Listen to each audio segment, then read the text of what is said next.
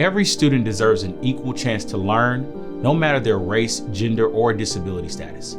Unfortunately, racial discrimination is a big problem in United States schools, including in North Carolina and South Carolina. It can hurt kids by punishing them unfairly and limiting their education, affecting their mental health, and impacting their future opportunities. If you're a parent in North or South Carolina, you have a right to be concerned if you think your child is being treated unfairly at school. In this video, I'll explain what education discrimination is, how to recognize it, what you can do to stop it, and how a civil rights lawyer can help. Education discrimination happens when students are treated unfairly in public schools because of their race, gender, or disability status. Even though racial segregation and discrimination in schools are illegal, they still happen in different ways. Some examples include stricter rule enforcement or harsher punishments for minority students, stopping minority students from joining school activities, and giving less money and support to schools with predominant minority student populations.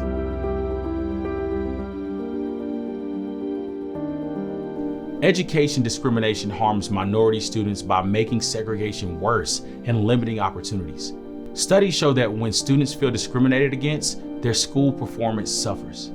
As recent as 2022 and 2023, a report from the United States Department of Education found that right here in North Carolina, in Forsyth County, Black students made up 57.2% of suspensions, while white students made up only 14.2%, even though white students were majority in the district. The report also found that Black students were punished more often and more severely than their white counterparts for the same actions.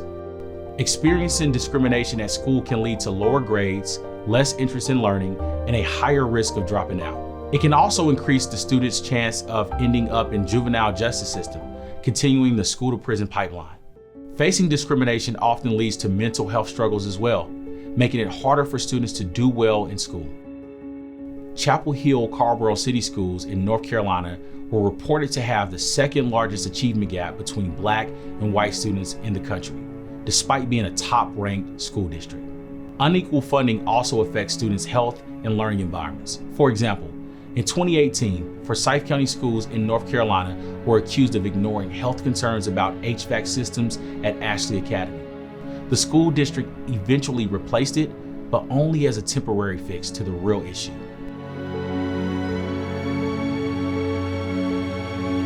Discrimination in education has been a long-standing issue in the United States.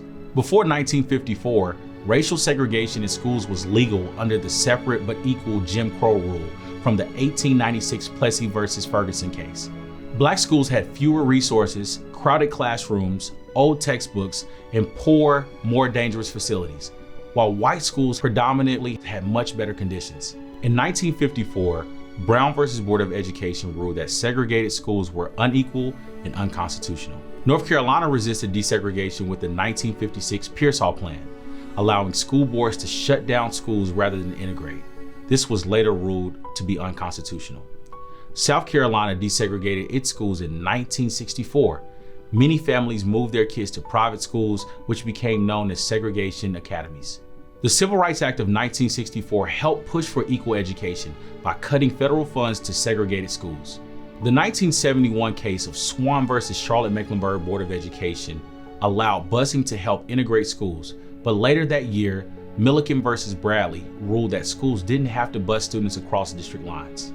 In 1996, North Carolina passed the Charter Schools Act, leading to a rise in highly segregated schools. In 2024, a study conducted by North Carolina State University found that North Carolina charter schools had the most schools where students of color made up at least 99% of the student body. In 1997, the landmark case of Leandro versus North Carolina ruled that, according to the North Carolina Constitution, students had a right to a sound basic education. However, in 2002, Belk versus Charlotte-Mecklenburg Board of Education ended efforts like busing and racial quotas. As you can see, the fight against education discrimination is still ongoing. Hazing in school sports is another form of discrimination, sometimes involving racial or sexual abuse. This goes against Title VI of the Civil Rights Act, which bans racial discrimination in federally funded schools. North Carolina has laws against hazing, but cases still happen. For example, Davidson College was recently accused of allowing degrading hazing in its men's swim team. Racially motivated hazing in school sports shows that discrimination in schools is still a very serious issue. Here are signs that your child may be facing discrimination at school. Your child doesn't want to go to school because they feel unfairly treated due to their race. They tell you about racial bullying or hearing racist comments from students or staff. They get in trouble more often than students of other races. They get harsher punishments than other students get for the same exact actions. They are kept out of advanced classes or extracurricular activities even though they have good grades. They are placed in special education even though they do well in school. They are hazed when joining a school sports team or club. Their school has rules that unfairly target certain racial groups, such as banning clothing styles or hairstyles popular among minority students. The school ignores environmental or health problems like unsafe buildings or frequent student illnesses. If you think your child is facing discrimination, you can take action. Document everything. Write down incidents with dates, times, and names of people involved. Talk to school officials.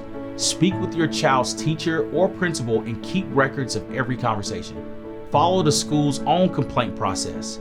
Many schools have formal ways to report discrimination, and you should follow that. Gather evidence. Keep school policies, emails, or other documents that support your case. Consider legal help. A civil rights lawyer can help protect your child's rights.